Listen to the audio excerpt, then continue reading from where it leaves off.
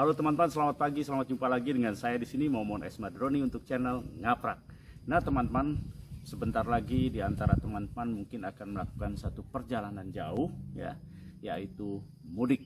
Karena saat ini kita menjelang akhir daripada Ramadan dan teman-teman mungkin akan melakukan perjalanan mudik Lebaran. Nah, pada kesempatan ini saya ingin sharing dengan teman-teman semua mengenai berkendara hemat bahan bakar atau dikenal dengan eco driving.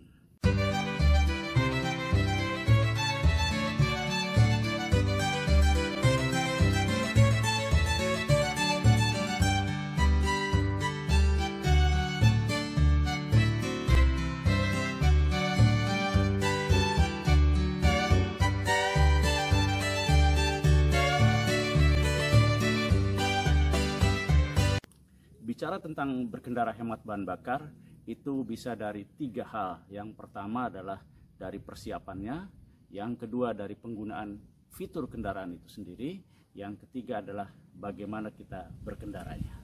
Baik, kita akan bahas satu persatu. Nah, yang pertama adalah persiapannya. Dalam hal ini adalah persiapan dari perjalanannya dan juga persiapan dari kendaraannya. Untuk kendaraan, agar kita mendapatkan BBM yang hemat tentu dalam kondisi mobilnya normal sesuai dengan spesifikasi dari kendaraan tersebut. Oleh karena itu, periksa kendaraan ini di tempat yang memang ahlinya. Nah, untuk kendaraan sekarang ini semuanya sudah kendaraan modern di mana sudah menggunakan ECU, Electronic Control Unit ya, atau bagian daripada teknologi elektronik yang ada di mobil. Biasanya ini biasa di setting di bengkel-bengkel yang memang mumpuni dan mempunyai peralatannya, sehingga persiapannya perlu kita lakukan, yaitu sebelum melakukan perjalanan dengan melakukan pemeriksaan atau biasa dengan tune up ya. Dan yang tidak kalah penting juga adalah kita menentukan juga rencana dari rute perjalanan tersebut, karena ini menyangkut daripada kemungkinan kita menghadapi jalan yang macet sehingga banyak biaya yang keluar dalam kondisi macet tersebut atau dikenal dengan cost of stop ya. Nah, ini dari sisi persiapannya. Kemudian juga satu hal yang penting juga dalam persiapannya adalah memeriksa ban ya. Karena ban ini kalau kita tekanannya kurang, maka friksi terhadap aspal juga akan besar, sehingga ini mempengaruhi daripada penggunaan bahan bakar yang kita pakai selama perjalanan. Sebagaimana penelitian dari Asosiasi Automobil di Amerika, bahwa dengan berkurangnya 2,9 PSI daripada tekanan ban itu akan mempengaruhi tingkat borosnya bahan bakar sampai 3%. Maka periksa ban sebelum Anda melakukan perjalanan. Nah, selanjutnya adalah bagaimana kita menggunakan fitur yang ada di kendaraan kita yang berhubungan dengan penggunaan bahan bakar. Di mana di beberapa kendaraan saat ini sudah ada fitur Eco. Nah, ini bisa kita gunakan karena dengan fitur Eco tersebut mobil kita akan mengatur bagaimana bahan bakar itu sehemat mungkin dalam kondisi RPM yang tepat, gear yang tepat. Nah, ini bisa kita lakukan untuk mengaktifkan fitur tersebut. Namun yang tidak kalah penting juga adalah untuk teman-teman yang menggunakan kendaraan matic ya. Di mana di kendaraan matic itu kita bisa menggunakan fitur Shiftronic atau Triptronic yang dimana kita memungkinkan untuk menggunakan kendaraan matic tersebut dengan pengaturan kita, pemindahan giginya atau gear transmisinya sesuai dengan yang kita inginkan. Sebagaimana hal ini sudah saya sampaikan di video sebelumnya. Silahkan teman-teman lihat di video mengenai penggunaan Shiftronic atau Triptronic untuk kendaraan matic. Nah, ini hal lain mengenai bahan bakar yang boros karena mobilnya, yaitu dengan melakukan penambahan atau perubahan daripada mobilnya sendiri. Di antaranya adalah dengan memasang body kit atau spoiler yang mana akan merubah coefficient of drag atau angka daripada mobil tersebut yang ditentukan oleh bentuknya dengan kecepatan terhadap angin yang ada, ya. Nah, ini memang banyak dipasang di kendaraan-kendaraan itu racing dengan tujuan agar kendaraan itu semakin cepat, maka angin itu akan dimanfaatkan untuk menekan ke bawah sehingga mobil tidak oleng. Dan ini tidak bisa dibuat dengan sembarangan karena harus betul-betul mengetahui tentang aerodinamis daripada mobil tersebut, ya. Misalnya juga dipasang dengan tailgate di belakang, ya, seperti yang buntut daripada pesawat, ya. Itu juga tujuannya untuk semakin cepat angin yang ke bagian belakang akan menekan bodi mobil sehingga mobil semakin cepat semakin menapak ke jalan, semakin stabil. Dan sekali lagi ini juga tidak bisa dibuat dengan sembarangan. Nah, hal lain juga adalah perubahan di knalpot, ya. Knalpot juga sama. Ini adalah bagian yang juga sangat mempengaruhi daripada penggunaan bahan bakar. Banyak di antara kita merubah, ya, dengan istilah knalpot racing, tapi yang dikejar itu suara, ya. Sebenarnya tujuannya adalah untuk menambah performance daripada mobil tersebut, ya. Namun sekali lagi ini juga perubahan ini tidak bisa dengan perhitungan yang sembarangan, ya.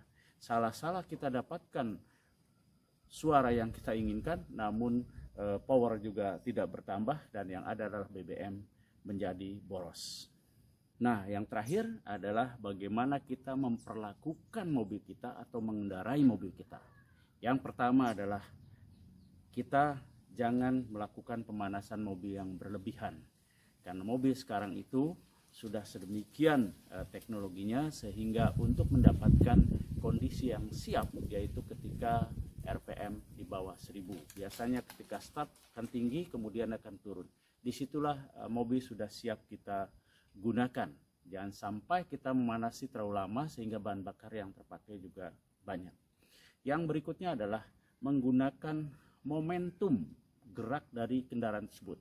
Artinya sisa gerak.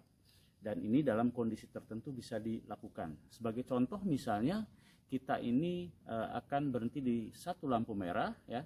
Kemudian di lampu merah itu kosong, mobil di depan kita dan mobil kita masih bisa bergerak sampai ke lampu merah tersebut, maka kita tidak perlu lagi untuk melakukan gas, ya. Artinya penekanan gas. Nah, sekarang juga adalah mengenai manuver ketika kita mengendari mobil ini. Jangan melakukan manuver yang serba mendadak. Artinya misalnya mengerem mendadak, membelok mendadak, menggas tiba-tiba mendadak. Nah, ini juga gerakan-gerakan agresif semacam ini akan menimbulkan bahan bakar yang boros karena melakukan stop and go, stop and go. Untuk menghindari gerakan mendadak ini, maka bisa dilakukan dengan salah satu poin Smith System yang sudah saya jelaskan di video sebelumnya, yaitu dengan melihat jauh ketika berkendara. Dengan melihat jauh, maka kita tidak akan melakukan gerakan-gerakan yang mendadak karena sudah ada antisipasi apa yang akan kita lakukan, apa yang akan kita lalui. Juga hal penting adalah menjaga jarak, ya. Dengan menjaga jarak terhadap mobil depan misalnya, maka kita tidak akan melakukan gerakan-gerakan yang mendadak dan tentu ini akan membahayakan. Nah, yang terakhir ini yang penting. Kenali torsi maksimum di RPM berapa untuk kendaraan kita. Dan hal ini bisa dilihat di spek dari mobil tersebut, biasanya ditulis dengan torsi per RPM. Artinya kita bermainlah di RPM tersebut. Pada saat kita mau memindahkan gear transmisi atau gigi persneleng, maka diusahakan adalah di titik RPM yang tertinggi tersebut. Kemudian ketika kita dalam keadaan jalan, maka kita lakukan di setiap tingkat gigi persneleng atau transmisi, itu usahakan di RPM itu. Dan ini setiap mobil berbeda. Namun biasanya umumnya itu antara 1.500 sampai 2.500 RPM. Berarti tengah-tengahnya di 2.000. Dengan kita mengusahakan di setiap tingkat gear transmisi di RPM tersebut, maka itu didapatkan BBM yang hemat. Nah, sekarang bagaimana kalau kita tidak tahu spek mobil kita, torsinya itu didapatkan di RPM berapa pada saat torsi tinggi? Kita bisa lakukan dengan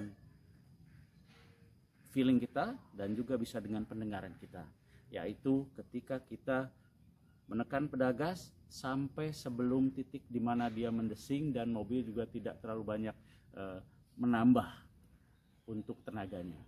Disitulah adalah titik yang tertingginya. Berarti untuk optimumnya adalah di bawah daripada RPM tersebut. Dan ini sangat menentukan ketika kita mengendarai kendaraan untuk mendapatkan BBM yang hemat. Oke teman-teman, itu saja sharing dari saya pagi hari ini tentang eco driving. Sampai jumpa lagi dan jangan lupa subscribe, comment, like, and share. Bye-bye.